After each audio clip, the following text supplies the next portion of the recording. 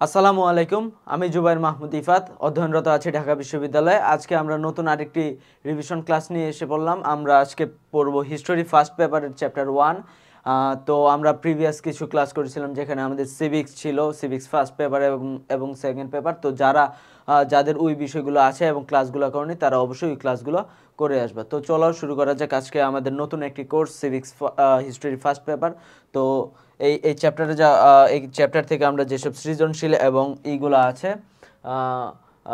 বিশদ আলোচনা, ওই বিষয়ে আমরা আজকে আলোচনা করব। তো দেখা যাক আমাদের প্রথম সৃজনশীলটি এখানে আছে, যেটি দেখো আমাদের বিগত 3টি বোর্ডে এসেছে, ঢাকা বোর্ড, রাজশাহী বোর্ড এবং যশোর বোর্ড। 2022-এ কিন্তু এই কোশ্চেনটা এসেছে। তার মানে বুঝতে পারছো যে এই কোশ্চেনটা আসলে কতটা গুরুত্বপূর্ণ। তো আমরা যদি প্রথম কোশ্চেনটির দিকে তাকাই তাহলে এখানে জিজ্ঞেস করা হচ্ছে ইস্ট ইন্ডিয়া কোম্পানি কত সালে গঠিত হয়। ইস্ট ইন্ডিয়া কোম্পানি আমাদের গঠিত হয় 1600 শতকে, 1600 সালে। তো এই বিষয়টি মাথায় রাখবা যে আমাদের ইস্ট ইন্ডিয়া কোম্পানি 1600 সালে গঠিত হয়। এটা কিন্তু একটা ইম্পর্টেন্ট কোশ্চেন। তো আমাদের দেখো, যদি আমরা দ্বিতীয় কোশ্চেনে যাই, এখানে আমাদের জিজ্ঞেস করা হচ্ছে যে অন্ধকূপ হত্যা বলতে কি বুঝো। অন্ধকূপ হত্যা আমরা যেহেতু এইচএসসিতে পড়ি, আমাদের কিন্তু সিরাজউদ্দৌলা নাটকটি আছে, যে এখানে আমরা পড়লে বুঝতে পারি যে প্রথম দিকেই কিন্তু আমরা নবাব সিরাজউদ্দৌলা কিন্তু আমাদের যেসব ফোর্ট উইলিয়াম যে এইটা আছে, ফোর্ট উইলিয়াম দুর্গ, ওইখানে আক্রমণ করে। তো ফোর্ট উইলিয়াম দুর্গ আক্রমণ করার পরে এটা একটা আছে সমালোচনা বা একটা রিউমার ছড়িয়ে আছে, যে এই ক্ষেত্রে আমাদের বলা হচ্ছে যে 18 ফুট বাই 14 ফুট একটি রুমের মধ্যে 146 জন ইংরেজকে বন্দি করে রাখা হয়। ঠিক আছে, যেটা আসলে সম্ভবই না, কারণ 18 ফুট বাই 14 ফুট একটা রুম কিন্তু অনেক ছোট একটা রুম, এবং এই রুমের মধ্যে 146 জন মানুষ দাঁড়া করানো কিন্তু কোনোভাবে সম্ভব না। তো এটা মানে তুমি যদি একটা নর্মাল মানুষ যেই পরিমাণ থাকে বডি, ওই পরিমাণ বডি ফিগার নিয়েও যদি দাঁড়ায়, তাহলেও কিন্তু 146 জন মানুষ কিন্তু ওইখানে জায়গা নেবে না। তো ওইখানে এটা আসলে সম্পূর্ণ একটা রিউমার। তারপরে এখানে আর কি অন্ধকূপ হত্যা বলতে এটাই বোঝানো হয় যে তোমার এই এই এই রুমের মধ্যে 146 জন ইংরেজকে রাখা হয়, যার মধ্যে দম বন্ধ হয়ে 123 জন মানুষ মারা যায়। ঠিক আছে, এবং এইটা হলোয়েল কর্তৃক, হলোয়েল ছিল, আমরা যদি সিরাজউদ্দৌলা নাটকটি কিংবা আমাদের হিস্ট্রি বই থেকে আমরা জানি যে হলোয়েল কিন্তু ওই আমলে ইংরেজদের ডাক্তার ছিল। ঠিক আছে, তো উনি এই ঘটনাটা প্রচার করে। ঠিক আছে, কিন্তু আধুনিক ঐতিহাসিকগণ অন্ধকূপ হত্যাকাণ্ডের কোনো সত্যতা খুঁজে পাননি। তার মানে এটা যে একটা রিউমার, এটা কিন্তু আমাদের আধুনিক যারা ঐতিহাসিকগণ আছে তাদের কথা থেকে এটা পরিষ্কার হচ্ছে। আচ্ছা দেখো, আমরা যদি এখানে গতে যাই, গতে দেখো জিজ্ঞাসা করা হচ্ছে উদ্দীপকের যুদ্ধের সাথে তোমার পাঠ্যপুস্তকের কোন যুদ্ধের মিল রয়েছে। তো এই ক্ষেত্রে আমরা যদি দেখি, বাবর ভারতীয় উপমহাদেশে আগমন করে ইব্রাহিম লোদির সাথে পানিপথের প্রথম যুদ্ধে লিপ্ত হন। তিনি মাত্র 12,000 সৈন্য নিয়ে ইব্রাহিম লোদিকে মোকাবেলা করেন। ইব্রাহিম লোদির লক্ষাধিক সৈন্যকে পরাস্ত করে তিনি মুঘল সাম্রাজ্য প্রতিষ্ঠা করেন। আচ্ছা, এখানে আমাদের বিষয় যেটা আছে, এই ক্ষেত্রে দেখো বাবরের কিন্তু সৈন্য ছিল মাত্র 12,000 এবং লোদির কিন্তু আমাদের এই সৈন্য ছিল লক্ষাধিক। তো তারপরে কিন্তু এই ক্ষেত্রে আমাদের বাবর কিন্তু বিজয়ী হয়েছে। তো এটার সাথে আসলে আমাদের কোন যুদ্ধের মিল, যে এটার সাথে কিন্তু আমাদের পলাশির প্রান্তরে যে যুদ্ধটা হয়েছিল নবাব সিরাজউদ্দৌলার সাথে ইংরেজদের 1757 সালে, ওই যুদ্ধের মিল রয়েছে। তো প্রথমেই তোমার এটা বলতে হবে যে এটা আসলে আমাদের এই যুদ্ধের সাথে মিল রয়েছে। এবং দ্বিতীয়তে যদি আমরা যাই, এক্ষেত্রে তোমার বলা হচ্ছে যে এই ক্ষেত্রে কিন্তু আমাদের যে নবাবের যে সৈন্য ছিল সেগুলোর এখানে হিসাব দেওয়া আছে। দেখো 50টি কামান ছিল ওই আমলে, তার কাছে 50টি কামান ছিল, তার কাছে সৈন্য ছিল 35,000 পদাতিক, মানে যারা পায়ে হেঁটে যুদ্ধ করেছিল। ঠিক আছে, ঢাল তলোয়ার নিয়ে ওই রকম। তারপর 15,000 অশ্বারোহী ছিল, তার মানে ঘোড়ার মধ্যে ছিল 15,000 আরো যোদ্ধা। ঠিক আছে, এবং তারা কিন্তু আমরা যদি অন্যদিকে তাকাই, যে ক্ষেত্রে ইংরেজদের কিন্তু ছিল কতগুলা কামান ছিল 8টি, এবং তাদের কিন্তু দেখো সিপাহী ছিল, দেশীয় সিপাহী ছিল মাত্র 2200 এবং তারপর দেখো 800 ছিল ইউরোপীয় গোলন্দাজ এবং পদাতিক সৈন্য ছিল। ঠিক আছে, তো দেখো তাদের মধ্যে কি পরিমাণ একটা অসম যুদ্ধ হয়েছিল, কিন্তু তারপরে এই যুদ্ধে হেরে যাওয়ার কারণ কি? এই যুদ্ধে হেরে যাওয়ার একমাত্র কারণ ছিল আমাদের যে মীর জাফর এবং তার অনুঘটক ছিল যারা,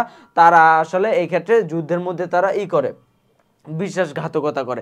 তাদের কাছে যে বড় বড় সৈন্যের যে বহরগুলো ছিল তারা ওই সৈন্যদেরকে যুদ্ধে নামায়নি, যার ফলে কি হয় আমাদের যারা ইংরেজ ছিল, ইংরেজরা প্রথম থেকে জানতো যে তারা কিন্তু মীর জাফর ওরা কিন্তু তোমার করবে, যুদ্ধে বিশ্বাসঘাতকতা করবে নবাবের সাথে। তো তারা কি করলো, তারা এই যুদ্ধটা বেষ্টনী করলো, এইভাবে তোমার চারদিক থেকে তোমার ঘিরে ফেললো, যে 2200 সৈন্য ছিল তারা এইভাবে ঘিরে ফেললো। তো নবাব যখন এইখান থেকে এইভাবে যাচ্ছিল তখন কিন্তু দেখো তোমার এই দুই প্রান্তে কিন্তু মীর জাফর এবং তার আরেকটা যে বিশ্বস্ত লোক ছিল তারা কিন্তু এই এই এই এই পাশে ছিল, দুই পাশে দুইজন ছিল, এবং যারা তোমার ছিল, যারা তোমার নবাবের বিশ্বস্ত তারা ছিল মাঝখানে।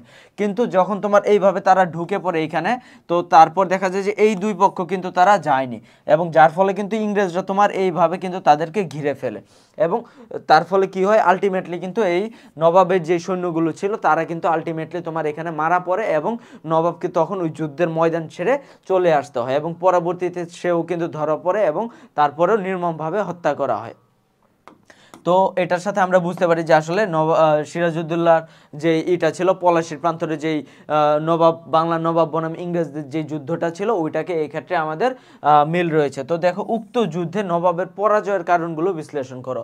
এক্ষেত্রে পরাজয়ের কারণগুলো কিন্তু আমাদের বিশ্লেষণ করতে বলা হয়েছে। তো আমরা যদি দেখি যে পলাশীর যুদ্ধে আসলে নবাবের পতনের কারণ কি, দেখো এক্ষেত্রে বলা হচ্ছে উক্ত যুদ্ধে পলাশীর যুদ্ধে নবাব সিরাজউদ্দৌলা পরাজয়ের প্রধান কারণ ছিল মীর জাফরের বিশ্বাসঘাতকতা। ঠিক আছে, প্রধান কারণ কিন্তু আমাদের ছিল মীর জাফরের বিশ্বাসঘাতকতা। এছাড়া নবাবের আরও কিছুই ছিল, যেমন নবাবের অদূরদর্শিতা ছিল, সে আসলে খুব আদর যত্নের মাধ্যমে বড় হয়েছিল, এবং সে আসলে যুদ্ধের যে নৃশংসতা কিংবা যুদ্ধের যে স্ট্র্যাটেজিগুলো এগুলো সম্পর্কে সে ধারণা ছিল না তার।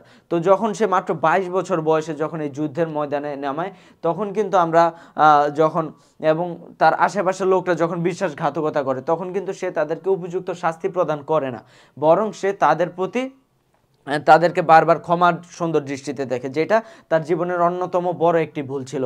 যে মীর জাফর কিংবা তাদের ঘসিটি বেগমের বিশ্বাসঘাতকতা কয়েকবার তার সামনে ধরা পড়ার পরেও কিন্তু সে এক্ষেত্রে করলো, তাদেরকে মাফ করে দিল। এর ফলেও কিন্তু আমাদের এই অদূরদর্শিতা কিংবা রাজনৈতিক বিচক্ষণতার অভাব, ইংরেজদের কূটকৌশল ইত্যাদির কারণে কিন্তু নবাবের আসলে পরাজয় ঘটে। এবং এই ক্ষেত্রে আমরা কিন্তু এক্ষেত্রেই করতে পারি যে কি কি সৈন্যবহর ছিল এটা নিয়েও সে পরাজিত হয়েছিল।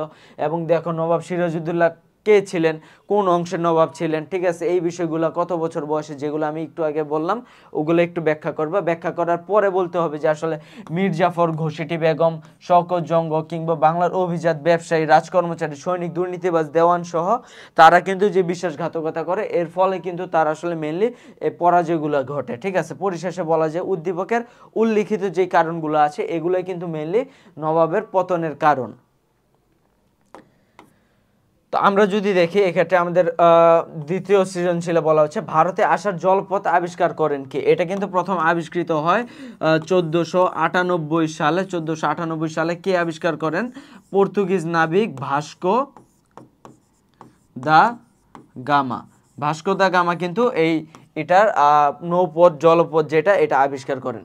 জোসেফ ডুপ্লে কে ছিলেন? জোসেফ ডুপ্লে আসলে কে ছিলেন? জোসেফ ডুপ্লে ছিলেন ইউরোপ মহাদেশ থেকে বাণিজ্যিক উদ্দেশ্যে আগমন ফরাসি প্রতিনিধি। ঠিক আছে, তিনি ছিলেন একজন ফরাসি প্রতিনিধি যিনি বাণিজ্যের জন্য কিন্তু আমাদের ইসের মধ্যে ইউরোপ উপমহাদেশ থেকে তোমার ভারতীয় উপমহাদেশে আসেন। ঠিক আছে, তিনি 1731 সালে চন্দননগরে শাসনকর্তা হিসেবে নিযুক্ত হয়ে সর্বপ্রথম ভারতে আগমন করেন 1731 সালে, এবং তারপর তার দক্ষতার জন্য কিন্তু 1741 সালে পণ্ডিতচারীর গভর্নর নিযুক্ত হন।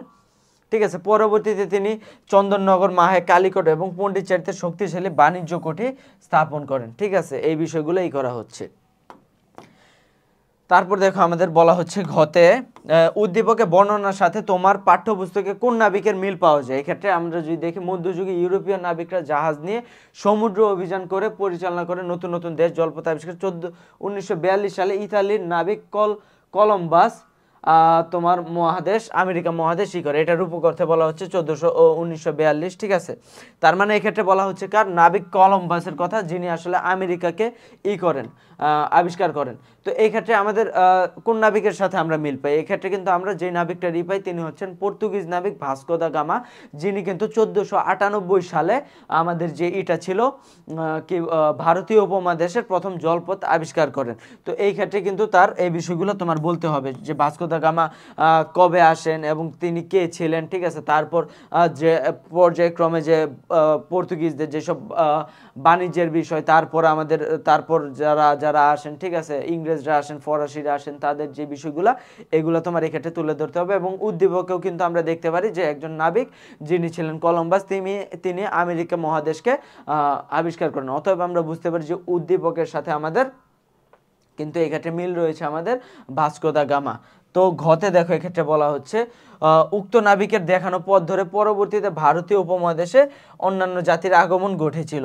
এটা কিন্তু উক্তিটি যথার্থ, কারণ তিনি আসার পরে কিন্তু এক্ষেত্রে আমাদের ইংরেজরা আসে, ফরাসিরা আসে, মারোয়ারিরা আসে, ঠিক আছে। তারপর আরো যারা যারা ছিল তারা কিন্তু এই ক্ষেত্রে তোমার আসে, ওলন্দাজ, দিনামার, ফরাসি, এরা সবাই কিন্তু এই ক্ষেত্রে আসে এবং তারা কিন্তু সবাই তোমার পর্যায়ক্রমে এই ক্ষেত্রে কোম্পানি সৃষ্টি করে এবং শাসকদের দুর্বলতার কারণে কিন্তু তারা পরবর্তীতে এই দেশে বাণিজ্য থেকে শাসনকর্তায় পরিণত হয়।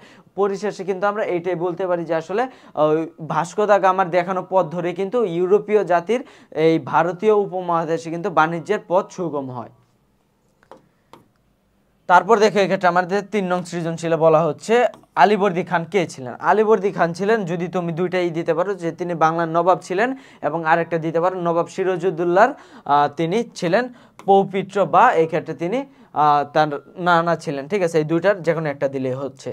তো দেখো আলীনগরের সন্ধি কি? আলীনগরের সন্ধি আমি যেটা শুরুতেই বলেছিলাম যে দেখো যখন তোমার ফোর্ট উইলিয়াম যে দুর্গটা, এটা যখন আক্রমণ করার পরে কিন্তু তোমার এই ক্ষেত্রে নবাব সিরাজউদ্দৌলা কিন্তু ফোর্ট উইলিয়াম দুর্গটা তোমার দখল করে ফেলেন এবং কলকাতার নতুন নাম রাখেন আলীনগর, ঠিক আছে। কলকাতার নতুন নাম রাখে আলীনগর তার নানার নামে, এবং রাজধানী মুর্শিদাবাদে তিনি ফিরে যান এবং এই কলকাতার, ঠিক আছে, নতুন যে ইটা ছিল এই ক্ষেত্রে তার সেনাপতি মানিক চাঁদকে কিন্তু কলকাতার দায়িত্ব দেন। এবং তারপর কিন্তু তিনি দেখেন যে আসলে যিনি মানিক চাঁদ ছিলেন তিনি ইংরেজদের সাথে মিলেমিশে কিছু টাকার বিনিময়ে, ঠিক আছে, মিলে তারপর আবার ইংরেজদেরকে এখানে ঢোকার পারমিশন প্রদান করেন, ঠিক আছে। এবং এটা যখন তো বাংলা নবাব সিরাজউদ্দৌলা দেখতে পান, তখন কিন্তু তিনি কি করেন, এই বিপদটা, আসন্ন বিপদ যেটা কাটানোর জন্য তিনি ইংরেজদের সাথে আরেকটি সন্ধি করেন, যেটা হচ্ছে আলীনগরের সন্ধি। তার মানে কলকাতার যে সন্ধিটা, এবং কলকাতার নাম যেহেতু আলীনগর ছিল,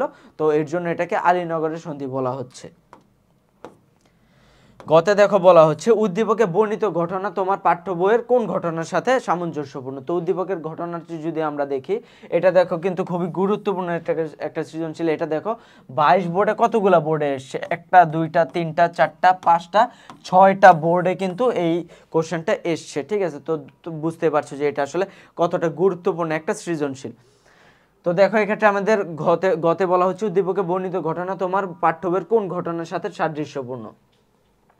জয়নগর একটি উন্নত অঞ্চল, এখানে যাতায়াত ব্যবস্থার উন্নতির ফলে অনেক অঞ্চলে ব্যবসায়ীরা এই অঞ্চলে ব্যবসার জন্য আসে। উক্ত ব্যবসায়ীরা একটি দল অত্যন্ত শক্তিশালী ছিল। তারা জয়নগরের বিরুদ্ধে ষড়যন্ত্রমূলক কর্মে লিপ্ত হয়ে তারপর অঞ্চলটিতে নিজেদের আধিপত্য প্রতিষ্ঠা করে। এক্ষেত্রে কাদের কথা বলা হচ্ছে? এক্ষেত্রে কিন্তু আমাদের কোন ঘটনাটা কিন্তু আমাদের পলাশির যে যুদ্ধটি হয়,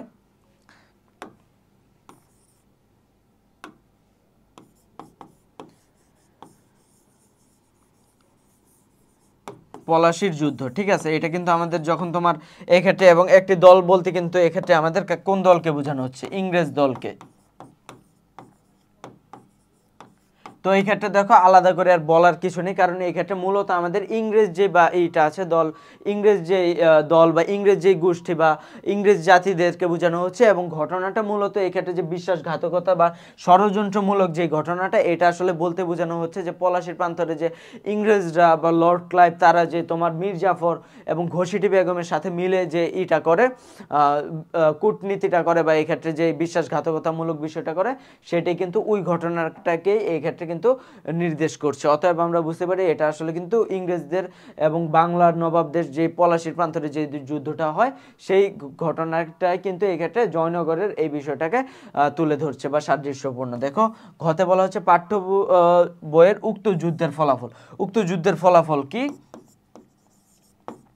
ইংরেজরা জয়লাভ করে, ঠিক আছে, ইংরেজরা জয়লাভ করে, ইংরেজরা উইন করে, ঠিক আছে। এই বিষয়টা কিন্তু ফলাফল প্রথমে আমরা লিখলাম, লেখার পরে কিন্তু এই ক্ষেত্রে বলতে হবে তোমার বিষয়গুলো যে আসলে তারা কি ভাবে কি টেকনিক ফলো করে তারা কিন্তু এই ক্ষেত্রে করে যুদ্ধে জয়লাভ করে, ঠিক আছে। এটা কিন্তু প্রথমে তারা দেখো এই ক্ষেত্রে আমাদের কিন্তু বলা হচ্ছে যে উক্ত যুদ্ধ অর্থাৎ পলাশী যুদ্ধের ফলাফল ছিল সুদূর প্রসারী। এই ক্ষেত্রে কি হয়, এই ক্ষেত্রে কিন্তু আমাদের প্রথমেই যুদ্ধের ইংরেজরা স্বাধীন শাসন ভার গ্রহণ করে এবং যারা ছিল বাংলা নবাব এবং তার সমর্থক গোষ্ঠীরা তোমার কিন্তু মারা পড়ে এবং যুদ্ধে পরাজিত হয়। এবং তারপর কি হয়, এক্ষেত্রে প্রথমে ইংরেজরা কিন্তু তাদের শক্তি বৃদ্ধি করে এবং শক্তি বৃদ্ধির পরে কিন্তু অন্য যে ইউরোপীয় গোষ্ঠী ছিল ফরাসি তাদেরকে তারা বিতাড়িত করে এবং বিতাড়িত করে তারা একচোটিয়া একটা ব্যবসা শুরু করে এবং তারা খাজনা ক্রমান্বয়ে বৃদ্ধি করতে থাকে, খাজনা বৃদ্ধি করে এবং তারপর কিন্তু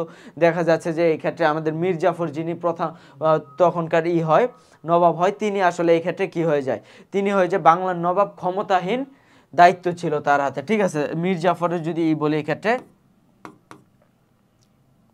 এই ক্ষেত্রে দুইটা বিষয় মনে রাখবো। মীর জাফর যখন হয়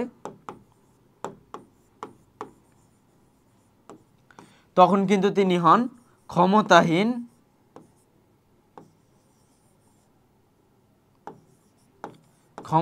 দায়িত্ব তিনি পান, ঠিক আছে, ক্ষমতাহীন দায়িত্ব। এবং যখন কিন্তু আমাদের থাকে তোমার লর্ড ক্লাইভ বা ইংরেজদের কি হয়, ইংরেজদের কিন্তু বিষয়টা এটা ছিল সম্পূর্ণ উল্টো। ইংরেজদের বিষয়টা ছিল তোমার এইরকম যে তারা ছিল দায়িত্বহীন ক্ষমতা, তার মানে তারা যাই করতো এর বিষয়ে কিন্তু দায়িত্ব কিন্তু তার ছিল না বা ইংরেজদের ছিল না। এই ক্ষেত্রে কিন্তু তাদের ক্ষমতাটা কিন্তু তাদের চূড়ান্ত ছিল, তাদের কাছে ছিল ক্ষমতা আর তার মীর জাফরের কাছে ছিল দায়িত্ব। ধরো কোনো বিষয় যদি কোনো হতো ওইটার কিন্তু সম্পূর্ণ দায়ভার পড়তো কিন্তু মীর জাফরের উপরে, কিন্তু তার কাছে কিন্তু কোনো ক্ষমতা ছিল না। ক্ষমতা কিন্তু আমাদের মেইনলি ছিল তোমার কাছে, ইংরেজদের কাছে। তো এই বিষয়গুলো কিন্তু হয় যখন বাংলার নবাবের পতন হয় এবং যখন বাংলায় নবাবী শাসন বন্ধ হয়। তো আমরা যদি দেখি পরের সৃজনশীলটা দেখো বলা হচ্ছে ভাস্কো দা গামা কত সালে ভারতবর্ষে আসেন, এটা আমরা অলরেডি বলে দিয়েছি। তিনি 1498 সালে কিন্তু আসেন এবং ফরাসিদের বিফলতার একটি কারণ, ফরাসিদের বিফলতার মূল কারণ ছিল ইংরেজরা যেহেতু পলাশীর প্রান্তরে নবাবকে হারিয়ে তারা ক্ষমতা গ্রহণ করে, তখন কিন্তু বাংলার যত টাকা পয়সা সোনা দানা যা ছিল সব কিন্তু ইংরেজরা গ্রহণ করে এবং এর ফলে কিন্তু ফরাসিরা কিন্তু এই ক্ষেত্রে ব্যবসা করতে পারে না এবং তারা কিন্তু অর্থনৈতিকভাবে ইংরেজদের চেয়ে নিচে চলে আসে এবং এর ফলে কিন্তু কি দেখা যাচ্ছে যে যেহেতু তারা নিচে চলে আসছে এবং ক্রমান্বয়ে ইংরেজরা বড় হয়ে যাচ্ছে, এর ফলে কিন্তু ইংরেজরা কিন্তু তাদের ব্যবসায়িক প্রতিদ্বন্দ্বীদেরকে এই ক্ষেত্রে রাখতে চায়নি এবং অর্থনৈতিক দুর্বলতার কারণে কিন্তু এই ক্ষেত্রে ফরাসিরা বিফল হয়, ঠিক আছে। আচ্ছা দেখো গতে বলা হচ্ছে ক দেশের বণিকদের মতো কোন দেশের বণিকরা ভারতবর্ষে ব্যবসা করতে এসে সাম্রাজ্য বিস্তারের দিকে ঝুঁকে পড়ে। ক দেশের কিছু বণিক ব্যবসা বাণিজ্য করার জন্য খ দেশে আসে, তারা খ দেশে বাণিজ্য করতে এসে সেখানে সাম্রাজ্য বিস্তারের স্বপ্ন দেখে, ফলে খ দেশে বাণিজ্য করতে আসা অন্যান্য বণিকদের সাথে ক্রমাগত যুদ্ধ করতে থাকে। তো এই ক্ষেত্রে আসলে কাদেরকে বোঝানো হচ্ছে, এই ক্ষেত্রে কিন্তু আমাদের বোঝানো হচ্ছে তোমার পর্তুগিজদের। তো পর্তুগিজরা কিন্তু প্রথম তোমার আসে বাংলায় আসে, ঠিক আছে, ভাস্কো দা গামা যেহেতু করে নৌপথ আবিষ্কার করে, তা পর্তুগিজরাই প্রথমে আসে। পর্তুগিজরা আসার পরে কিন্তু তোমার তারা ব্যবসা বাণিজ্য করার জন্য কিন্তু মেইনলি আসে, কিন্তু ব্যবসা বাণিজ্য করার পরে আসলে তারা দেখে যে আরে এদের বাংলার যে এইগুলো আছে তারা তো আসলে বোকা, ঠিক আছে, তারা বাংলার যে শাসন করতে তারা অত্যন্ত সহজ সরল এবং তারা এইসব কূটনীতি বা এইসব খারাপ বিষয়গুলো তারা জানে না। এবং কি করা হয় এক্ষেত্রে কিন্তু তোমার তারা কিন্তু আস্তে আস্তে বুঝতে পারে যে যেহেতু বাংলার লোকরা অতি সহজ সরল এবং বোকা প্রকৃতির লোক, অতিথি পরায়ণ লোক, তাদেরকে কি করে আস্তে আস্তে এই পর্তুগিজরা কিন্তু তোমার এক্ষেত্রে করে তাদেরকে ক্ষমতা থেকে নামিয়ে তারা নিজেরা শাসনভার গ্রহণ করে এবং পরবর্তীতে যেহেতু আরও আসে ফরাসিরা আসে, ইংরেজরা আসে কিংবা আরও যারা ওলন্দাজরা আসে, তাদেরকে কিন্তু তাদের সাথে তারা যুদ্ধ বিগ্রহে জড়িয়ে পড়ে, ঠিক আছে। আর উদ্দীপকে কিন্তু আমরা এই সেম বিষয়টা কিন্তু দেখতে পাচ্ছি, অতএব আমরা বুঝতে পারি এটা কিন্তু আসলে পর্তুগিজদেরকে নির্দেশ করা হচ্ছে। ঘতে দেখো বলা হচ্ছে তুমি কি মনে করো উক্ত বণিকদের কর্মকাণ্ডের মতোই উপমহাদেশে আসা বণিকদের কর্মকাণ্ড ছিল? তারা কি কি কর্মকাণ্ড করলো? এক পর্যায়ে তারা জনগণের উপর নির্যাতন, লুণ্ঠন, জোরপূর্বক মানুষদেরকে ধরে নিয়ে যাওয়া ইত্যাদি দেশীয় রাজাদের উপর তারা রুষ্ট হন। ঠিক আছে, এটার সাথে কি আমাদের মিলে? অবশ্যই মিলে। তারাও কিন্তু এখানে আসে কিন্তু করে বাঙালিদের ওপর লুটপাট শুরু করে, খাজনা বৃদ্ধি করা শুরু করে, তাদেরকে যে ব্যবসা তারা করতে রাজি না ওগুলো তারা করতে করে, উদ্বুদ্ধ করে কিংবা জোর করে। ঠিক আছে, তারপর লুণ্ঠন করে, নির্যাতন করে। এইগুলা কিন্তু আমাদের এই পর্তুগিজরাও কিন্তু করেছে। ঠিক আছে, অতএব আমরা বুঝতে পারি যে তাদের সাথে কিন্তু উদ্দীপকের যে বণিকদের কর্মকাণ্ড তাদের সাথে কিন্তু এই যে আমাদের যেই পর্তুগিজ বণিকদের কথা বলা হচ্ছে তাদের কিন্তু কর্মকাণ্ড একই রকম ছিল, অর্থাৎ তাদের মধ্যে মিল ছিল। তারপর দেখো এক্ষেত্রে আমাদের বলা হচ্ছে তোমার এই ক্ষেত্রে বলা হচ্ছে দিনেমাররা কোন কোম্পানি গঠনের মাধ্যমে ভারতবর্ষে ব্যবসা শুরু করে? দিনেমাররা কিন্তু এই ক্ষেত্রে তোমার কোন এটা করে? দিনেমাররা East India Company, Danish East India Company. East India Company কিন্তু শুধুমাত্র ইংরেজরাই করে না, ইংরেজরা করে ব্রিটিশ ইস্ট ইন্ডিয়া কোম্পানি, দিনেমাররা করে ড্যানিশ ইস্ট ইন্ডিয়া কোম্পানি, পর্তুগিজরা পর্তুগিজ ইস্ট ইন্ডিয়া কোম্পানি, ফরাসিরা ফরাসি ইস্ট ইন্ডিয়া কোম্পানি চালু করে। ঠিক আছে, সবাই কিন্তু ওই রকম ইস্ট ইন্ডিয়া কোম্পানি চালু করে। ঠিক আছে, তো এক্ষেত্রে দিনেমাররা কিন্তু ড্যানিশ ইস্ট ইন্ডিয়া কোম্পানি গঠনের মাধ্যমে তাদের ভারতবর্ষে ব্যবসা শুরু করে। এক্ষেত্রে খতে দেখো বলা হচ্ছে যে জোরপূর্বক ভারতীয় ধর্মান্তকরণ ছিল অন্যতম কারণ। তো পর্তুগিজরা কিন্তু সর্বপ্রথম এসছে, ঠিক আছে, এবং ইংরেজরা কিন্তু অনেক পরে এসছে, কিন্তু তারপরে পর্তুগিজরা আসলে কেন পতন ঘটলো তাদের? এর এক নম্বর কারণ ছিল তারা জোর করে যে এইসব বাঙালি যারা হিন্দু ছিল কিংবা মুসলিম ছিল তাদেরকে জোরপূর্বক ধর্মান্তরিত করতো। ঠিক আছে, তারা বলতো যে হয় তুমি খ্রিস্টান ধর্ম গ্রহণ করো, না হলে তুমি মরো। তো যারা মনে করি একটু ভীত প্রকৃতির ছিল কিংবা ইমানের মধ্যে দুর্বল ছিল তারা হয়তো বা তোমার করতো, ধর্মান্তরিত হইতো, কিংবা অনেকে হইতো না, মৃত্যুবরণ করতো। কিন্তু আলটিমেটলি কি হইতো? আলটিমেটলি কিন্তু তারা সকলেই কিন্তু পর্তুগিজদের প্রতি একটা ক্ষোভ চলে আসে, এবং পরবর্তীতে যারা অন্যান্য কোম্পানিগুলো আসে এবং অন্যান্য কোম্পানিগুলো আর দিকে কিন্তু তখন বাঙালিরা ঝুঁকে পড়ে, এবং এর ফলে কি দেখা যাচ্ছে যে আসলে কিন্তু আলটিমেটলি পর্তুগিজরা সর্বপ্রথমে আসার পরেও কিন্তু তারা এই ক্ষেত্রে পতন ঘটে তাদের। গতে দেখো বলা হচ্ছে উদ্দীপকের সাথে পাঠ্য বইয়ের কোন ঔপনিবেশিক শক্তির সাদৃশ্য খুঁজে পাওয়া যায়? দেখি আমরা পৃথিবীর সর্বদক্ষিণের আন্টার্কটিকা 1733 সালে নাবিকগণ আন্টার্কটিকা সার্কেল করে এবং এই সঙ্গে দ্রুতই ছড়িয়ে পড়ে। এরপর যথাক্রমে রুশ, ইংরেজ, আমেরিকানরা কিন্তু এই অঞ্চলে প্রবেশ করে। এক পর্যায়ে ইংরেজরা অফুরন্ত প্রাকৃতিক সম্পদ এবং এশিয়ার মাধ্যমে কিন্তু করে। তো এটা আসলে কোন ঔপনিবেশিক শক্তি? এটা কিন্তু আমাদের পর্তুগিজ ঔপনিবেশিক শক্তির কথা বলা হচ্ছে। ঠিক আছে, তো পর্তুগিজ ঔপনিবেশিক শক্তির কথা কিন্তু আমরা অলরেডি বলে দিয়েছি যে তারা কিভাবে এই দেশে আসে এবং আসার পরে তারা কিভাবে ক্ষমতা গ্রহণ করে, তারা জনগণের উপরে কি কি প্রভাব ফেলে, এই বিষয়গুলো কিন্তু আমাদের এক্ষেত্রে বলে দেওয়া আছে। তারপর যদি আমরা এক্ষেত্রে দেখি যে আমাদের ঘতে বলা হচ্ছে তুমি কি মনে করো উক্ত অঞ্চলে ঔপনিবেশিক শক্তির চেয়ে আধিপত্য বিস্তারকারী দেশটি ছিল অনেক বেশি সুসংগঠিত? ঠিক আছে, এক্ষেত্রে দেখো এক পর্যায়ে ইংরেজরা অফুরন্ত প্রাকৃতিক সম্পদ ও খনিজ তেলের গবেষণা করার জন্য অন্যান্য দেশসমূহের বাধা উপেক্ষা করে মহাদেশটির দক্ষিণ মেরুর বিস্তীর্ণ অঞ্চলে একচ্ছত্র করে। তো আমরা দেখি যে এটা কি সুসংগঠিত ছিল কিনা। আমরা যদি ঘতে যাই দেখো আমরা আমি মনে করি উক্ত অঞ্চলের অর্থাৎ ভারতবর্ষের অন্যান্য ঔপনিবেশিক শক্তির চেয়ে আধিপত্য বিস্তারকারী তথা ব্রিটেন। এক্ষেত্রে কিন্তু দেখো আমাদের উদ্দীপকে কোন এটার কথা বলা আছে যে ইংরেজরা কিন্তু গিয়ে তোমার ওইখানে প্রাকৃতিক সম্পদ কিন্তু গ্রহণ করা শুরু করে, অর্থাৎ ব্রিটেনের কথা বলা হচ্ছে। তো বাংলাদেশেও কিন্তু বা ভারতবর্ষেও কিন্তু আমাদের এই ব্রিটিশরা কিন্তু মেইনলি 190 বছর বা প্রায় 200 বছর কিন্তু করে ক্ষমতা তারা করে ক্ষমতার অপব্যবহার করে এবং ক্ষমতা টিকেছিল। এবং কি জন্য? এই ক্ষেত্রে তো আমাদের সর্বপ্রথম পর্তুগিজরা আসে, কিংবা তারপর আরো অন্যান্য ওলন্দাজ বলো, তারপর ফরাসি বলো, ওরাও আসে, কিন্তু শুধুমাত্র ইংরেজরাই কেন টিকেছিল? কারণ তারা আধিপত্য অধিক বিস্তার করে ফেলেছিল। ঠিক আছে, তারা বাঙালিদের মধ্যে বিশ্বাসঘাতকদের নিয়ে তারা কিন্তু একটা দল গঠন করে ফেলেছিল, এবং যারা বিশ্বাসঘাতকতা করে তাদের সাথে আবার উল্টো ইংরেজরা বিশ্বাসঘাতকতা করে। তার মানে তারা বিশ্বাসঘাতকতা ছিল চরম লেভেলে। দেখো বাঙালিরা এই জন্য কিন্তু এখন একজন আরেকজনকে যারা ধুরন্ধর বা একটু চতুর বা খারাপ টাইপের তাদের কিন্তু বাঙালিরা গালি দেয় কি, আরে ও তো ব্রিটিশ, ঠিক আছে, একটা ব্রিটিশ পোলা, ঠিক আছে, বা একটা ব্রিটিশ মাইয়া। তার মানে এই ব্রিটিশরা যে আসলে কতটা ধুরন্ধর এবং তোমার খারাপ ছিল, এটার ফলে কিন্তু বাংলাদেশ একটা গালি হয়ে যায় এই ব্রিটিশদের নামে, ঠিক আছে। তো অতএব আমরা বুঝতে পারি কি কিন্তু যে আসলে কিন্তু তাদের এই ক্ষমতাটা কিন্তু আধিপত্যটা কিন্তু অন্যান্য ইসের চেয়ে বেশি ছিল, যার ফলে কিন্তু তারা এই ক্ষেত্রে 200 বছর টিকে ছিল এবং তারা কিন্তু এইগুলোই করতে পারে। 200 বছর তো তারা শুধু শাসনই করে, তাছাড়া তো তারা সেই 1600 আমল থেকে আসছে, ঠিক আছে, এবং 1947 সাল পর্যন্ত প্রায় 350 বছর কিন্তু তারা ছিল। তারপর দেখো এই ক্ষেত্রে আমাদের 6 নং সৃজনশীল বলা হচ্ছে কোন নদীর তীরে পলাশীর যুদ্ধ সংঘটিত। পলাশীর কিন্তু একটা মাঠের নাম, যে ক্ষেত্রে এই যুদ্ধটা হয়, এই জন্য পলাশীর যুদ্ধ বলা হয়। এবং পলাশীর যুদ্ধটা কিন্তু আমাদের ছিল ভাগীরথী নদীর তীরে, ঠিক আছে।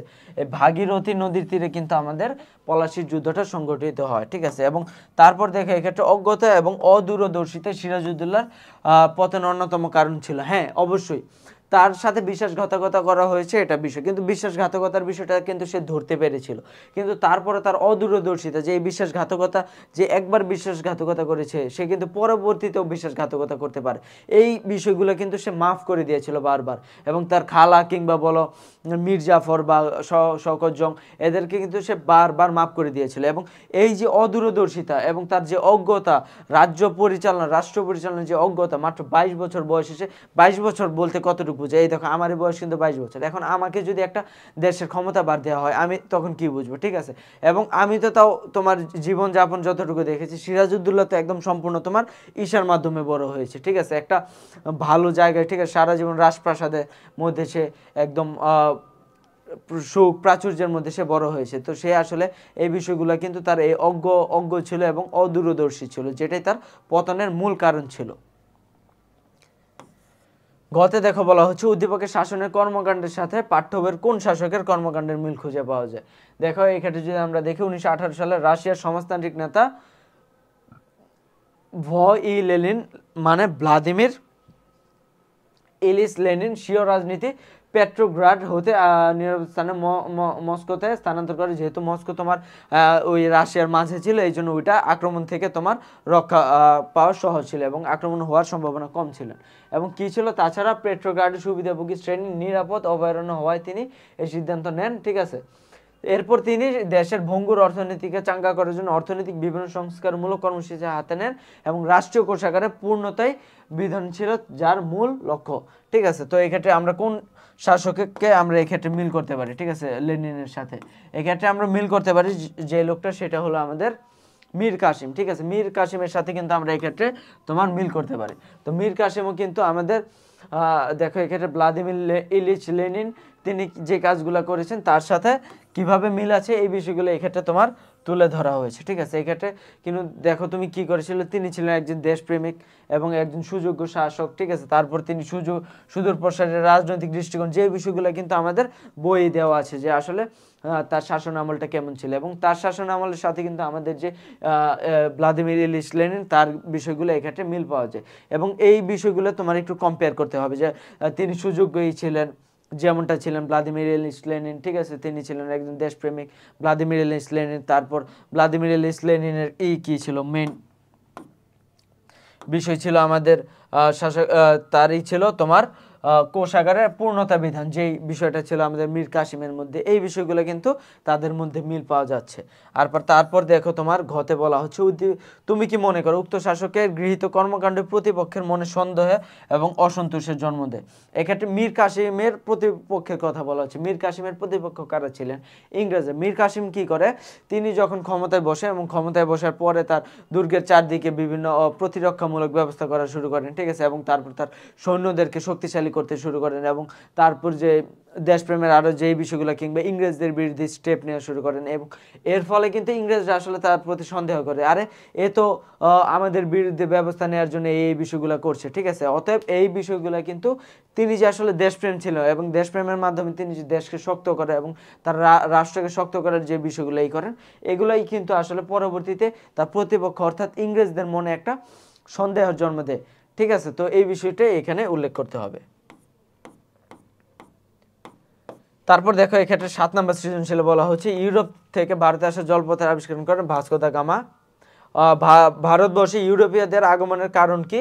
ভারতবর্ষে ইউরোপীয়দের আগমনের কারণ কি? ভারতবর্ষে ইউরোপীয়দের আগমনের কারণই হচ্ছে বাণিজ্য, ঠিক আছে, যেহেতু এটা একটা জলপথের সাথে, ইউরোপের সাথে একটা জলপথের তোমার মিল ছিল, ঠিক আছে, যেমন ইউরোপ থেকে তোমার এই ক্ষেত্রে জলপথে তুমি সহজে আসতে পারবা, এবং জলপথই তো তখন ছিল তোমার মেন মাধ্যম, ঠিক আছে, এবং জলপথে তুমি যেহেতু আসতে পারছো, কিংবা তুমি স্থলপথেও তুমি যেতে পারছো, ঠিক আছে, স্থলপথে একটু ঘুরে যেতে হয়, জলপথে তোমার সহজ হয়, যেহেতু তখন আকাশপথের ওই রকম বিষয়গুলো ছিল না, ঠিক আছে এইটা। তারপর দেখো তোমার এই ক্ষেত্রে বলা হচ্ছে যে তোমার তারা এই ক্ষেত্রে কিন্তু মেনলি যখন তো, এবং বাংলার তখন এরকম অবস্থা ছিল, তুমি যদি সিরাজউদ্দৌলার নাটকটা দেখো, তখন বাংলাদেশের, ঠিক আছে, বাংলার তোমার একজন ব্যবসায়ী, ঠিক আছে, একজন ব্যবসায়ীর কি পরিমাণ টাকা ছিল তুমি কি মনে হয়? একজন ব্যবসায়ীর এই পরিমাণ টাকা ছিল যে একটা লন্ডন তারা কিনে ফেলতে পারতো, ঠিক আছে, মানে এখন যেটা উল্টে হয়ে গেছে, যেমন তুমি যদি আমেরিকা বা ইসের বলো যে একটা তোমার ইলন মাস্ক বা বিল গেটসের কথা বলে, জেফ বেজোসের, তারা কিন্তু একটা বাংলাদেশ কিনে নিতে পারবে, কিন্তু এই বিষয়টা উল্টো ছিল, তখন কিন্তু বাঙালিরা এত পরিমাণ বড় লোক ছিল, এত পরিমাণ ধনী ছিল যে তোমার একজন বাঙালি একটা লন্ডন কিনে নিতে পারতো। অপরদিকে এখন একজন লন্ডনের একটা লোক কিন্তু একটা বাংলাদেশে একটা জেলা বা একটা বিভাগ কিন্তু কিনে নিতে পারে। এই সব কারণে কিন্তু তারা এই টাকার জন্যই মূলত এক্ষেত্রে বাণিজ্য করার জন্য, যে এই সব দেশে যেহেতু আমাদের শ্রমের মূল্য কম ছিল, এবং আমাদের মাটিতে যদি একটা বীজ মুখ থেকে ফেলা হয়, ঠিক আছে, ওইটাও কিন্তু একটা গাছ হয়ে যায়, ঠিক আছে, এইরকম উর্বর মাটির জন্য কিন্তু তারা এই ক্ষেত্রে একটা অপার সম্ভাবনা দেখেছিল তোমার করার, বাণিজ্য করার, এবং তারা কিন্তু এই কারণে কিন্তু ইউরোপীয়রা বাণিজ্যের জন্য আসে।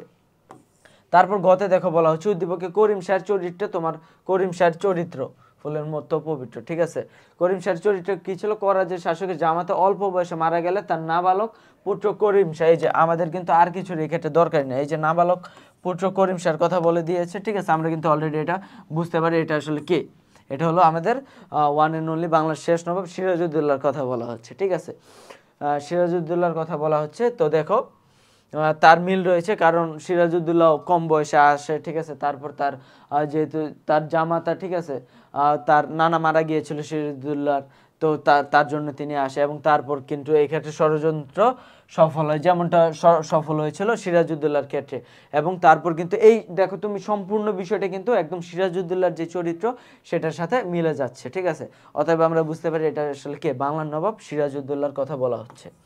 দেখো ঘতে বলা হচ্ছে উদ্দীপকে করিম শাহের যেভাবে পতন ঘটে, তোমার পাঠ্য হয়ে নবাবের একইভাবে পতন হয়েছিল, বিশ্লেষণ করো কিভাবে পতন ঘটেছিল। এক্ষেত্রে পতন ঘটানোর প্রথম যেই বিষয়টা সেটা হলো তোমার ষড়যন্ত্র, এবং বাংলার নবাবের পতনের একমাত্র কারণ কি ছিল? বিশ্বাসঘাতকতা অন্যতম প্রধান কারণ। অতএব আমরা কিন্তু বুঝতে পারি যে একইভাবেই পতনগুলো ঘটেছিল, এবং ঠিক আছে এই বিষয়টাই তোমার কিভাবে কে কে পতন ঘটায় বা কি কারণে পতন ঘটে এই বিষয়গুলো তোমার ব্যাখ্যা করে বলতে হবে যে হ্যাঁ একইভাবে পতন ঘটেছিল।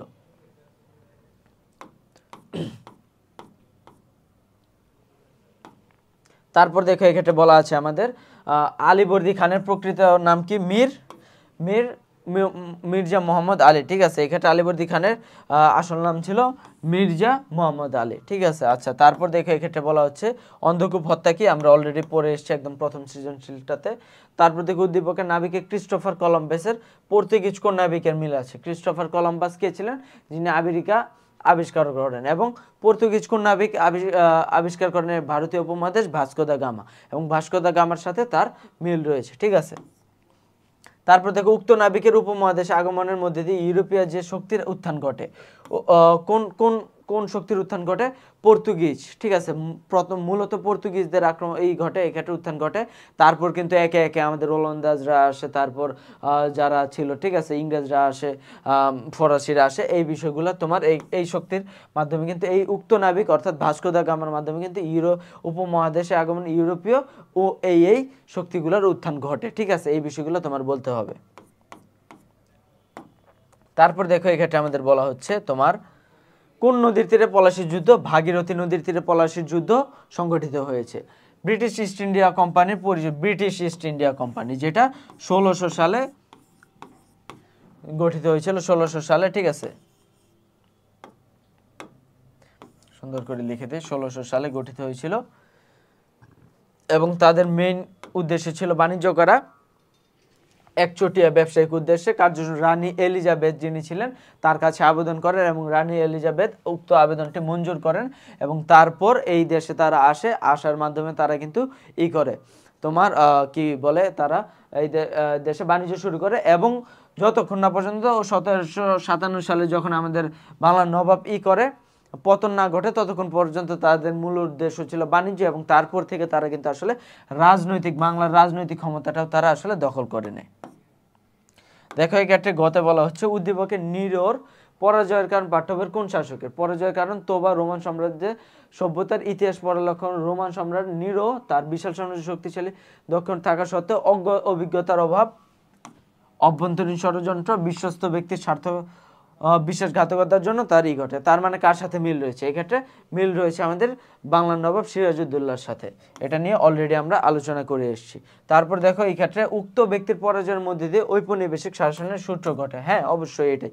যখন 1757 সালে ঘটে তোমার যিনি ছিলেন আমাদের বাংলার শেষ নবাব তার মাধ্যমে কিন্তু পতনের মাধ্যমে কিন্তু ইংরেজরা তোমার বাংলায় তোমার ঔপনিবেশিক শাসন শুরু করে। ঔপনিবেশিক শাসনটা কি?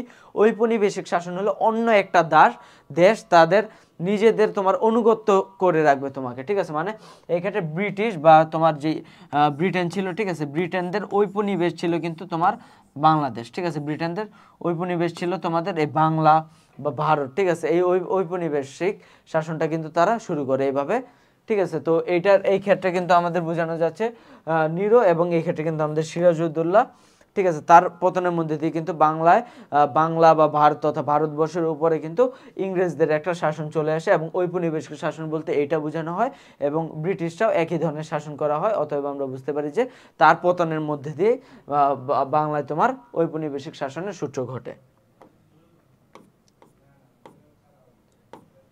তারপর দেখো এক্ষেত্রে বলা হচ্ছে আমাদের 10 নম্বরে যে তোমার পলাশীর কোন নদীর তীরে অবস্থিত? পলাশী ভাগীরথী নদীর তীরে অবস্থিত। দ্বৈত শাসন বলতে বোঝানো হয় তোমার একটা অঞ্চল বা একটা রাষ্ট্র বা একটা দেশের মধ্যে দুইটা শাসন। দ্বৈত শাসন মানে দ্বৈ অর্থ দুই আর শাসন বলতে তো শাসনই, দ্বৈত শাসন তোমার এইভাবে প্রতিষ্ঠিত হয়। তার মানে যখন তোমার এই যে বাংলার নবাবের যখন পতন ঘটে এবং যখন তোমার মীর জাফর আসেন তোমার, তখন কিন্তু এক্ষেত্রে তোমার পতনটা ঘটে তোমার এইভাবে ঘটার পরে কিন্তু তোমার ইংরেজরাও কিন্তু এক্ষেত্রে শাসন করতে থাকে, একইভাবে নবাবের শাসন থাকে। যদিও নবাবের শাসনটা ছিল আমরা বলে দিয়েছি যে ক্ষমতাহীন দায়িত্ব এবং ইংরেজদের এটা ছিল তোমার দায়িত্বহীন ক্ষমতা, ঠিক আছে? তার মানে তারা দুইজন কিন্তু যুগপৎ ভাবে যে এই যে বাংলার শাসনটা শুরু করে, এইটাই কিন্তু আমাদের মেইনলি তোমার এই ক্ষেত্রে তোমার দ্বৈত শাসন বোঝানো হয়।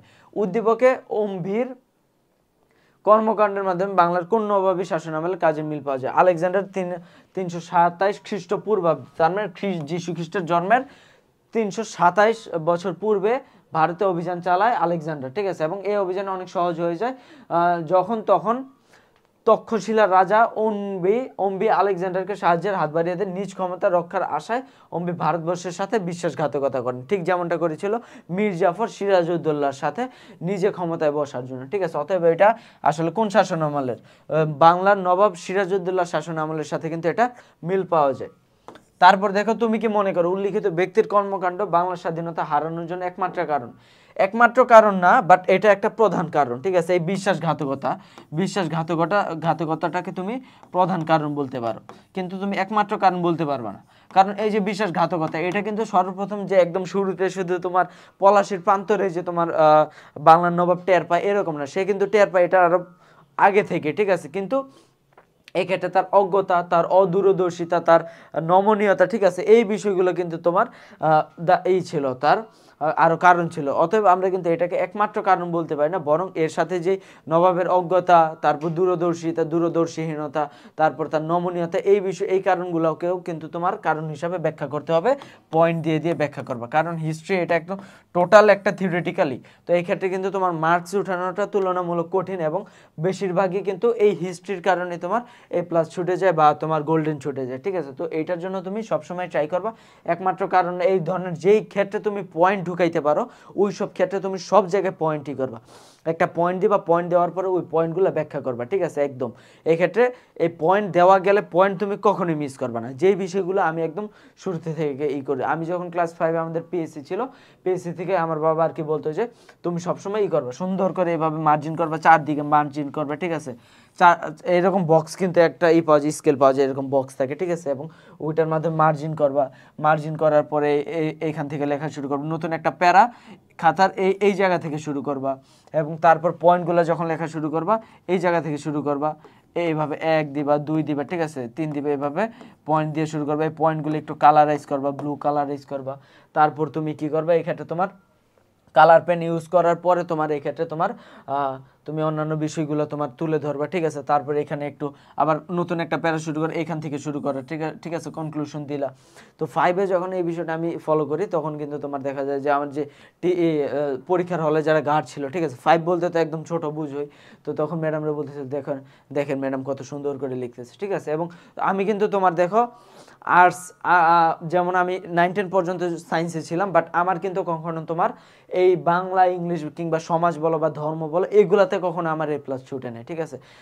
কিংবা যখন আমি ইন্টারমিডিয়েট ছিলাম আমার কিন্তু যতগুলো ছিল সবগুলাই আমার কিন্তু কোনোটাই তোমার A+ ছুটে না, আমার কিন্তু তোমার গড় ছিল তোমার 93.5%, ঠিক আছে, 93.5%। তার মানে কিন্তু বুঝতে পারছো যে একটা বুয়েটে এলিজিবল হওয়ার জন্য যে পরিমাণ মার্কস লাগে ওই পরিমাণ মার্কস ছিল একটা আর্টসের স্টুডেন্ট হয়ে, ঠিক আছে। তো তোমার কিন্তু এই বিষয়গুলো তোমার বুঝতে হবে যে তুমি যখন এইভাবে খাতাটা একটু সুন্দর করে রাখলা, ঠিক আছে, একটু সুন্দর করে দিবা, তোমার খাতাটা একটু ভরাটও লাগবে, তোমার সময় বাঁচবে, ঠিক আছে, খাতার সৌন্দর্য থাকবে। তুমি একটা বিষয় ভাবো যে তুমি এইভাবে একটা পয়েন্ট পয়েন্ট করে দিলা, চারদিকে মার্জিন করে, এই বিষয়টা সুন্দর লাগবে, নাকি তুমি ধরো এইভাবে মার্জিন করলা, ঠিক আছে, এই মার্জিন করা এটা যায়, এবং তারপর তুমি এইভাবে টানা, এই জায়গা থেকে টানা তুমি দিলা, কোনো প্যারা নাই, কিছু নাই, ঠিক আছে, টানা তুমি দিলা, কোনো কালারের কোনো বালাই নেই, তোমার লেখার মান ভালো, ঠিক আছে, তোমার এই সুন্দর, কিন্তু মার্কস তোমার কোনটা বেশি আসবে? মার্কস অবশ্যই তোমার এইটাই বেশি আসবে, ঠিক আছে, এইটাই মার্কস বেশি আসবে না, ঠিক আছে। এটা একদম নর্মাল একটা বিষয় যেটা আমাদের বুঝতে হয় সাইকোলজি এই ক্ষেত্রে, ঠিক আছে। তো আমরা যদি পরবর্তী সৃজনশীলটাতে যাই, দেখো এই ক্ষেত্রে বলা হচ্ছে কোন পর্তুগিজ নাবিক প্রথম ভারতে আগমন করেন?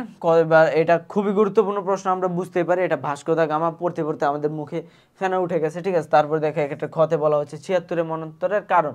76-এর মন্বন্তর মূলত বাংলা তোমার 1176, আর তোমার এই ক্ষেত্রে কিন্তু ইংরেজি কিন্তু তোমার 1770। এটা কাদের আমল ছিল? 1757 সাল থেকে, যেহেতু 1757 সাল যেহেতু তোমার ইংরেজরা শাসন আমল করে, অর্থাৎ এক্ষেত্রে ইংরেজদের ছিল, কিন্তু এক্ষেত্রে ইংরেজরা শাসন করার ফলে তারা কিন্তু করটা ক্রমান্বয়ে বৃদ্ধি করছিল। কর কমানো বাড়ানোর থাকলে ক্ষমতা তারা কখনো কমানি, যেটি বাংলাদেশে হয় যে একটা জিনিসের দাম বাড়ে ঠিকই, কিন্তু ওইটার দাম আর কমে না। তো যখন তোমার দেখা যাচ্ছে যে তোমার 1 টাকা দিয়ে তুমি তখনকার 1 টাকা দিয়ে তুমি 1 মণ চাল পেতা, ঠিক আছে, 1 মণ চাল কিন্তু তুমি এই ক্ষেত্রে পেতা।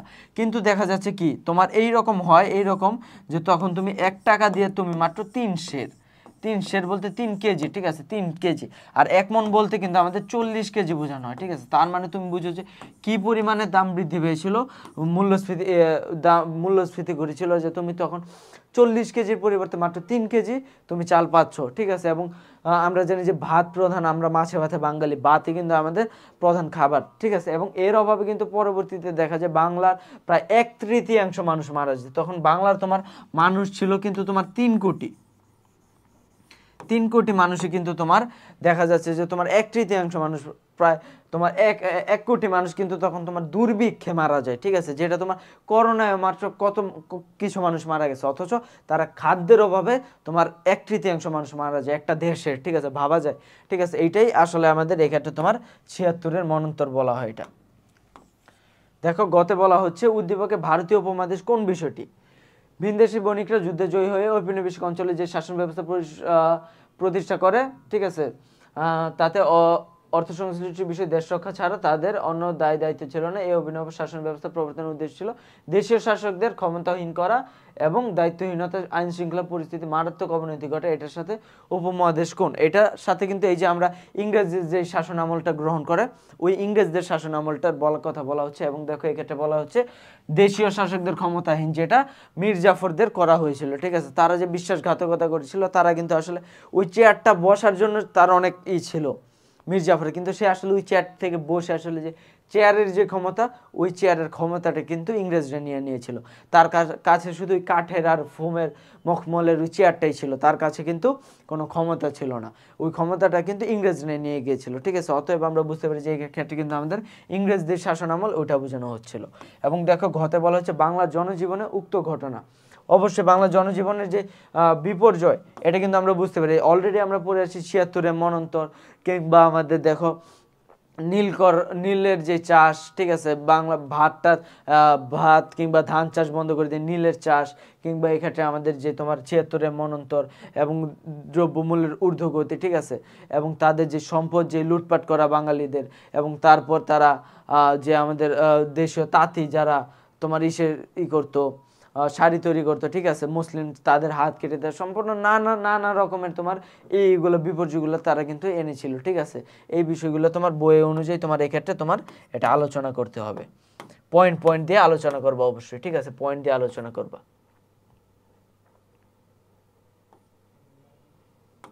দেখো এক্ষেত্রে বলা হচ্ছে কত সালে ভাস্কো দা গামা 1498 সালে, কত সালে আসে এবং কে আসে? ভাস্কো দা গামা আসে 1498 সালে আসে। তারপর দেখো উপমহাদেশে ইঙ্গো ফরাসি দ্বন্দ্বের সংক্ষিপ্ত। ইঙ্গো বলতে এক্ষেত্রে আমাদের ইংরেজদের বোঝানো হচ্ছে, আর ফরাসি বলতে তো আমরা বুঝি। তো এই ক্ষেত্রে ইঙ্গো ফরাসি দ্বন্দ্বের তোমার ইউরোপীয় সপ্তবর্ষ ব্যাপী ইঙ্গো মানে 7 বছর ধরে এটা তোমার চলতে থাকে উভয় পক্ষের দ্বন্দ্ব।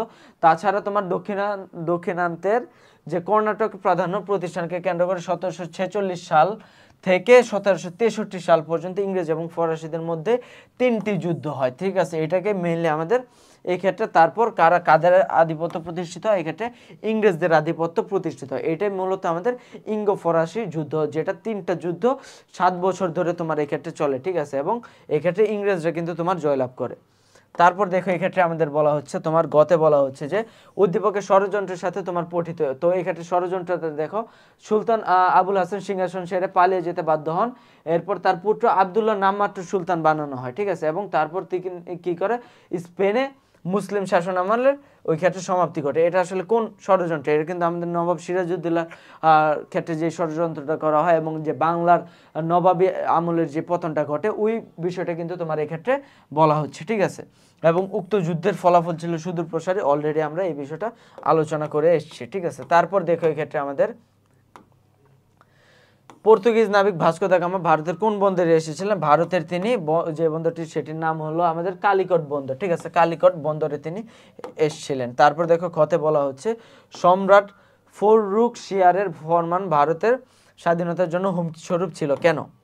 ফররুখশিয়ারের ফরমানটা কি ছিল? 1690 খ্রিস্টাব্দে তিনি সম্রাট অরঙ্গজেবের কাছ থেকে ইস্ট ইন্ডিয়া কোম্পানি বার্ষিক 3000 টাকার বিনিময়ে বিনা শুল্কে বাণিজ্য করার বার্ষিক তিনি 3000 টাকা দিয়েছিলেন সম্রাট অরঙ্গজেবকে, এবং তিনি বিনা শুল্কে কিন্তু এক্ষেত্রে আমাদের বাণিজ্য করার লাভ করেন, ঠিক আছে, একটি চুক্তি করেন। তারপর দেখো এক্ষেত্রে 1717 খ্রিস্টাব্দে কিন্তু ফররুখশিয়ারের এক ফরমানের মাধ্যমে কি হয়, তোমার বাংলা, বোম্বাই এবং মাদ্রাজে বিনা শুল্কে তিনি অধিকার প্রদান করেন। একই সাথে ইংরেজদের নিজেদের মুদ্রা প্রচলনের অধিকার লাভ করে। তার মানে ইংরেজদের মুদ্রা এই ক্ষেত্রে কিন্তু প্রচলিত হয়, ঠিক আছে, যেটা খুব দ্রুতই ভারতে তাদের বাণিজ্যিক সম্প্রসারণ ঘটায়। পাশাপাশি কি হয়, সাম্রাজ্য স্থাপনের নীল নকশা করে, এবং তারপর কিন্তু তারা কি করে, এক্ষেত্রে কিন্তু এক সময় কিন্তু যেটা আমরা 1757 সালে কিন্তু আমরা দেখতেই পারি যে এক্ষেত্রে কিন্তু তারপর কিন্তু সম্পূর্ণ বাংলা তথা পরবর্তীতে ভারতের প্রায় সকল অংশ কিন্তু তারা দখল করে নেয়। গতে দেখা বলা হচ্ছে উদ্দীপকে হুমায়ুনের কূটনৈতিক ও রাজনৈতিক অদূরদর্শিতার সাথে বাংলার নবাবী শাসন আমলের পাওয়া যাচ্ছে, ঠিক আছে।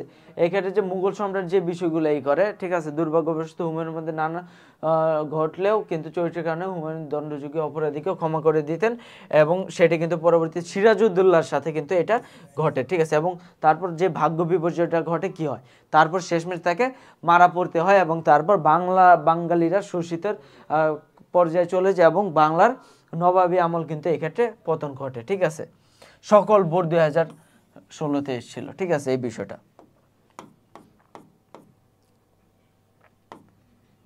তারপর দেখো 14 নম্বর সৃজনশীল সিরাজউদ্দৌলা কত খ্রিস্টাব্দে সিংহাসনে আহরণ করেন? এক্ষেত্রে তিনি আহরণ করেন 1756 সালে।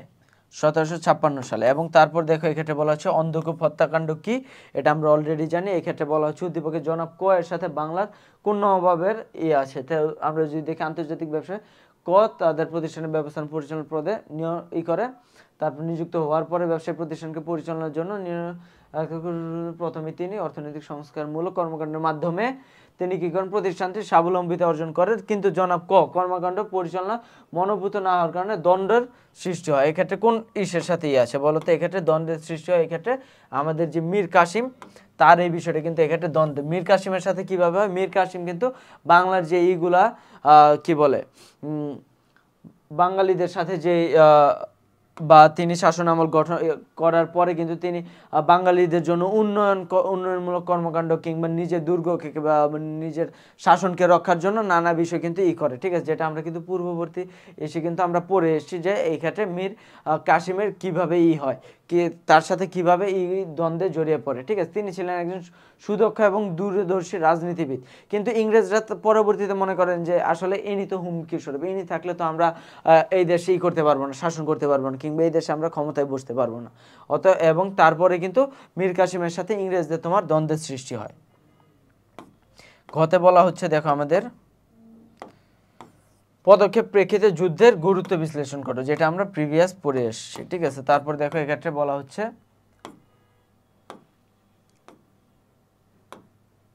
আজকে সর্বশেষ সৃজনশীল। এক্ষেত্রে বলা হচ্ছে দেখো সকল বোর্ড 2015-তে এসছে এটা। এক্ষেত্রে বলা হচ্ছে কোন পর্তুগিজ নাবিক প্রথম ভাস্কো দা গামা দেওয়ানি লাভের গুরুত্ব, ইংরেজি দেওয়ানি লাভের গুরুত্ব কি? ইংরেজি দেওয়ানি লাভের গুরুত্ব ছিল তারা 1765 সালে ইংরেজি কোম্পানি দেওয়ানি লাভের মাধ্যমে সামরিক ক্ষমতা লাভ করে। সামরিক ক্ষমতা লাভ করা মানে কি? তাদের নিজেদের এখানে সামরিক বাহিনী এসে পড়ে, ঠিক আছে। তাদের একটা সামরিক বাহিনী তখন এসে পড়ে, ঠিক আছে। তারপর শুল্ক আদায়ের ক্ষমতা ছিল, তার মানে একটা দেশের পরিচালনার জন্য যেই ক্ষমতা করে এই ক্ষমতা কিন্তু তাদের মধ্যে ছিল। অতএব তারা কিন্তু আসলে একজন প্রকৃত শাসক হিসাবে কিন্তু তাদের অভ্যুত্থান ঘটে। দেখো বলা হচ্ছে পঠিত বই কোন ঘটনার সাথে? আফ্রিকা পৃথিবীর দ্বিতীয় বৃহত্তম দেশ, বিশ্ব জনগোষ্ঠী আফ্রিকার। তো এখানে বলা হচ্ছে এই সম্পদের উপর আফ্রিকার বাইরের শক্তির নজর অনেক আগে ছিল। অষ্টাদশ শতাব্দীতে এসে কি করে এখানকার সম্পদের উপর আধিপত্য করে, যেটা কিন্তু জাতিগুলো প্রতিযোগিতার সময় ইউরোপীয়দের দখলদারিত্বের মাধ্যমে। তার মানে এটা কি? ইংরেজরা যে আমাদের ইসের মধ্যে টিকে থাকে, কিংবা এক্ষেত্রে দেখো এক্ষেত্রে বলা আছে আমাদের যে ইউরোপীয় যে কাহিনী এইগুলো আসে তাদের কিন্তু এই ঘটনার সাথে মিল আছে। তো আমরা যদি দেখি আসলে এই চ্যাপ্টার থেকে মূলত ইংরেজদের কিংবা পর্তুগিজদের, নবাব সিরাজউদ্দৌলা, মীর কাসিম, এই বিষয়গুলোই কিন্তু নিয়ে এই চ্যাপ্টার থেকে আমাদের কোশ্চেনগুলো আসে। তো এই বিষয়গুলো যদি তুমি একটু টপিক ধরে ধরে একটু মুখস্থ করে রাখো, বা একটু তুমি পয়েন্ট করে করে এগুলো লিখে রাখতে পারো, তোমার কিন্তু এইটা কিন্তু তোমার খুবই, দেখো তুমি কিন্তু এই হিস্ট্রি থেকে তোমার কিন্তু পাও কিন্তু খুব একটা কঠিন বিষয় না, A+ পাও। তারপর দেখো উল্লিখিত ঘটনার জন্য বাণিজ্যিক কারণ দায়ী ছিল বলে। হ্যাঁ, বাণিজ্যিক কারণে দায়ী ছিল, কারণ তারা তো প্রথমে তোমার বাণিজ্যের মাধ্যমে আসে, এবং বাণিজ্যের মাধ্যমে আসা তারা পরে এই দেশের যারা লোভী শাসক ছিল কিংবা লোভী যারা বিশ্বাসঘাতক ছিল তাদের মাধ্যমে কিন্তু আসলে তারা বাণিজ্যের মাধ্যমে কিন্তু পরবর্তীতে শাসকের ভূমিকায় অবতীর্ণ হয়। অথবা আমরা বুঝতে পারি কিন্তু এটা আসলে আমাদের কিন্তু এই বাণিজ্যিক কারণটাই দায়ী ছিল, ঠিক আছে। তো আজকের আমাদের ক্লাসটি এই পর্যন্তই। অনুরোধ রইল পরবর্তী ক্লাসগুলো দেখার জন্য, ঠিক আছে। ধন্যবাদ।